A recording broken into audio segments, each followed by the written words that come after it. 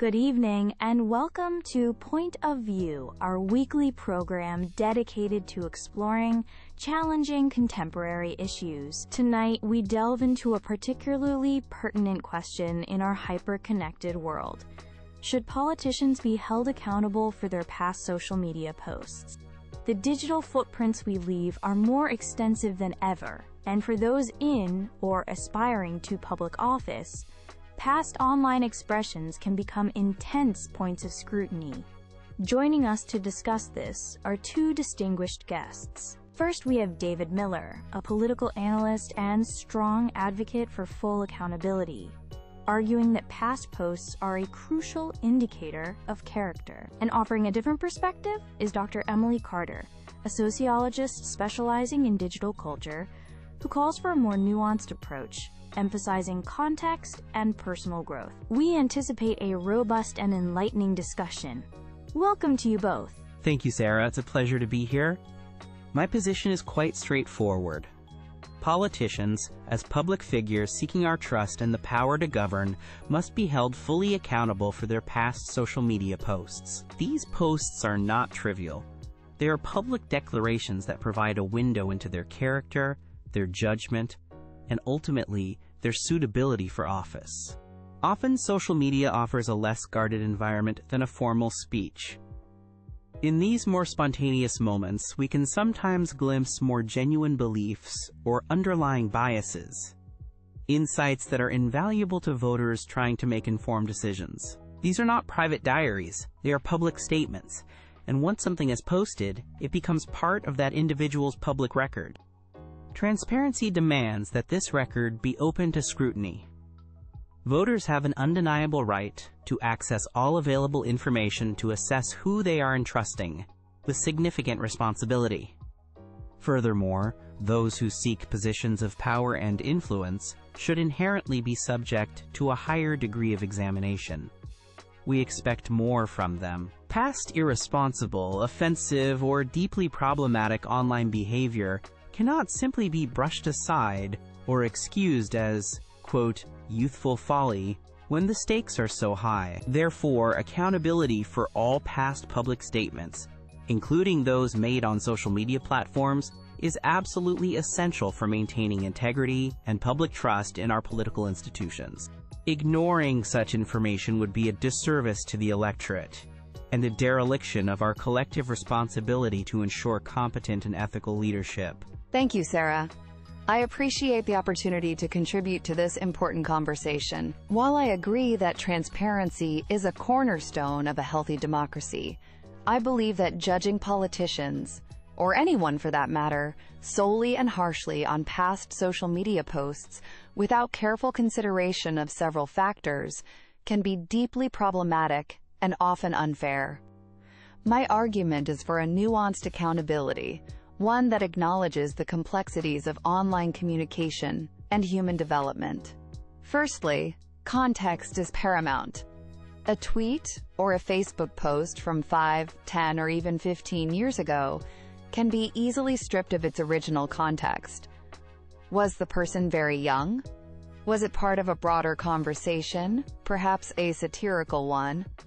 Or even a private joke that was later made public without consent? Prevailing social norms and the general understanding of online permanence were also different in the earlier days of social media. These elements must be factored into any fair assessment. Secondly, we must acknowledge the human capacity for personal growth and evolution. People change, their opinions mature, and they learn from their mistakes.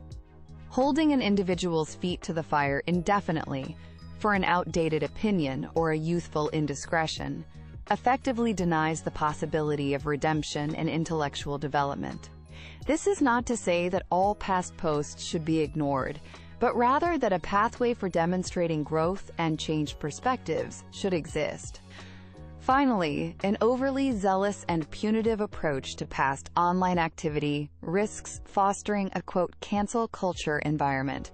This can not only deter potentially good, albeit imperfect, individuals from entering the challenging arena of public service, but also shifts the focus to gotcha moments rather than substantive policy debates. We need a more balanced and discerning approach, one that values accountability, but also considers personal growth, context, and the potential for misinterpretation, rather than treating past posts as immutable, definitive evidence of current character. Otherwise, we risk creating a political landscape that is overly sanitized and potentially less representative of real human experience. Thank you both for those comprehensive opening statements. David, let me start with you. Dr. Carter raises a significant point about personal evolution and the capacity for change. How do you reconcile your firm stance on accountability with the very real possibility that a politician may have genuinely matured and changed their views since posting something controversial,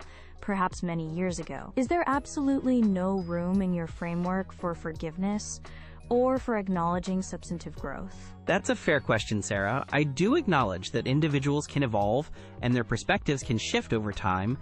Genuine change is possible, and where it's evident, it should be considered. However, I maintain a degree of skepticism when declarations of profound change conveniently surface only when a controversial past post is unearthed, especially during a campaign. The timing can be suspect. Moreover, some types of posts, for instance, those that express deeply rooted hatred, bigotry, or a clear endorsement of violence or discrimination, may point to fundamental character flaws that are not easily or quickly overcome.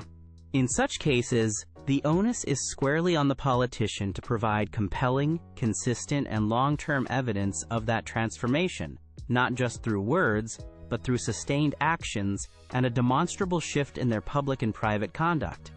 A simple apology, while potentially a first step, is often insufficient. We need to see a pattern of behavior that unequivocally supports the claim of genuine change. Forgiveness can be earned, but it shouldn't be granted lightly when public trust is at stake. Dr. Carter, David brings up the critical issue of discerning genuine change from a politically expedient apology, particularly concerning posts that reveal potentially deep-seated prejudices. He argues that some statements might indicate character traits unsuitable for leadership, regardless of apologies.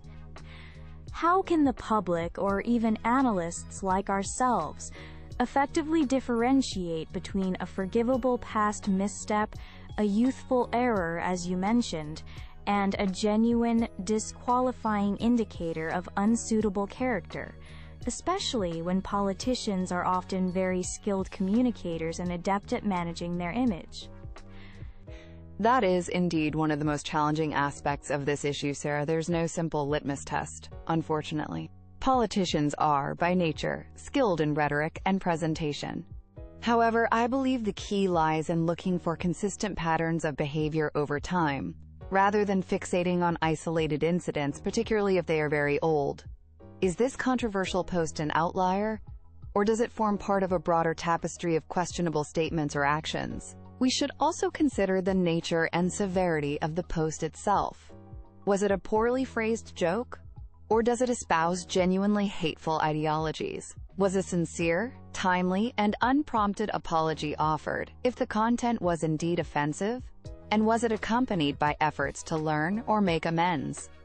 Furthermore, do their subsequent actions, policy stances, and public statements consistently align with this professed change in perspective? It requires critical thinking and media literacy from the electorate, moving beyond surface-level assessments to a more holistic view of the individual's record and trajectory. It's not easy, but focusing on a broader range of evidence, rather than a single point of failure, is crucial for a fair judgment. David, moving on to another dimension of this, Dr. Carter alluded to the risk of a chilling effect. Considering the intense, almost forensic scrutiny that past social media posts now receive, is there a tangible risk that your pro-accountability approach, if applied too rigidly, could lead to a political landscape populated only by individuals with meticulously sanitized, perhaps less authentic, public histories? Could it inadvertently filter out those who have lived more openly, made mistakes, and learned from them, but whose pasts are now seen as too risky? I understand the concern about a quote-quote sanitized political field, Sarah, but I see it differently. I believe it encourages a higher standard of conduct from the outset, which is beneficial. Individuals aspiring to leadership roles should always be mindful of their public pronouncements, regardless of the platform. This isn't about demanding perfection, as no one is perfect. Rather, it's about fostering a culture where public figures understand that their words have weight and longevity. Transparency, in this sense, is a positive force.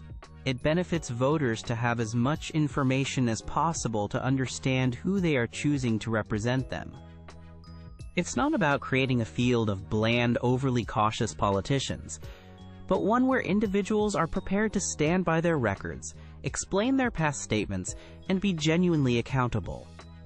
Authenticity includes accountability for one's entire public record. Dr. Carter, to build on that point about the potential consequences of such intense scrutiny, David argues it fosters higher standards. However, could this level of scrutiny, particularly when past posts are often decontextualized or used opportunistically in campaigns, disproportionately affect certain individuals? Perhaps those less privileged who didn't have media training from a young age, or those from minority groups whose expressions might be more easily misinterpreted or unfairly targeted. Could it genuinely discourage people who have indeed learned from past mistakes from even considering a contribution to public life? Yes, Sarah, I believe there is a very significant risk of that, and it's a concern I hold strongly. The quote, chilling effect is real. When individuals perceive that any past error, no matter how old, how minor, or how decontextualized, can be excavated and weaponized against them years or decades later, it can absolutely deter them from stepping into the public sphere. This disproportionately impacts those without established networks of support or robust PR machinery to defend themselves. It can also affect those who have genuinely unconventional backgrounds or who have undergone significant personal transformations, as their pasts might offer more, quote, ammunition for critics. The result could be a less diverse, more homogeneous, and more risk-averse pool of political candidates. Individuals who have perhaps led less examined lives or have been more adept at curating a flawless, if less genuine, public image from a very early stage. This ultimately deprives public life of valuable perspectives, diverse experiences, and perhaps even leaders who have learned profound lessons from overcoming adversity or past misjudgments. It's a potential loss for society if we become too unforgiving. In closing, I want to reiterate that in our increasingly digital age, where online interactions form a substantial part of our public discourse, accountability for past social media posts is not merely desirable. It is an essential component of maintaining public trust and ensuring the integrity of our political leaders. These posts, often made in less guarded moments, can provide invaluable, unfiltered insights into a candidate's true judgment, their core values, and any potential biases they might harbor. This information is profoundly crucial for voters who are tasked with making decisions that will shape their governance and their communities. While I acknowledge, as Dr. Carter has rightly pointed out, that individuals can and do evolve, the burden of proof for demonstrating genuine, substantive change must rest squarely with the politician in question. Vague apologies or belated expressions of regret are often insufficient when confronted with past statements that suggest serious lapses in judgment or character. Certain types of declarations, particularly those that promote hate, discrimination, or misinformation, should not be easily dismissed or excused. They represent a significant breach of the standards we should expect from anyone aspiring to public office. Therefore, I urge voters and the media alike to continue demanding transparency, to scrutinize the entirety of a candidate's public record, and to hold politicians to a consistently high standard for all their public statements, whether made yesterday on a debate stage or a decade ago on a social media platform. Our democracy deserves nothing less. An accountable leadership is a trustworthy leadership, and that begins with owning one's entire public history, digital or otherwise. As we conclude, I wish to re-emphasize the critical need for a balanced, fair, and deeply considered approach when evaluating the past social media activity of our political figures. It's an approach that must rigorously uphold accountability while also acknowledging fundamental aspects of human nature, such as our inherent fallibility and our profound capacity for growth and change. We must be vigilant against the pervasive dangers of decontextualization, where old posts are stripped of their original meaning or intent and are instead cynically weaponized for short-term political gain. This practice not only distorts the truth, but also poisons our civic discourse, stifles genuine debate, and can unjustly tarnish reputations. Moreover, an overly punitive environment risks discouraging capable, thoughtful individuals, particularly those from less conventional or privileged backgrounds, from entering public service, fearing that any youthful error or past opinion could be used to destroy their careers. This ultimately narrows the pool of potential leaders to our collective detriment. I advocate for a holistic assessment of any candidate. This involves carefully considering the specific context of past statements, looking for credible evidence of changed behavior and matured perspectives over time, and weighing these elements against their entire record of service, policy positions, and contributions to society. I encourage the public to cultivate a discerning mindset, one that values transparency and expects accountability, but also champions fairness, understands the complexities of personal development, and resists the allure of simplistic judgments.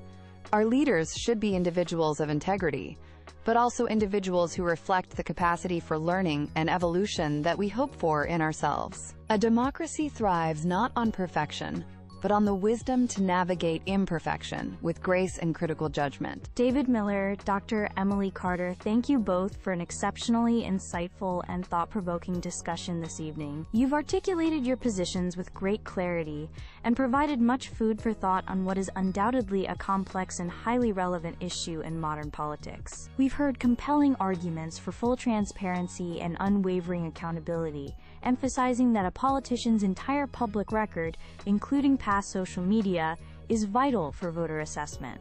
Conversely, we've explored the crucial need for context, an understanding of personal growth, and the potential pitfalls of the quote cancel culture that might unfairly penalize past mistakes or discourage participation in public life. Ultimately, the question of how we weigh these digital histories rests with each of us as citizens and voters. We encourage our audience to reflect on the diverse perspectives shared tonight and to consider their own expectations regarding politicians and their conduct in the digital realm. Thank you for joining us on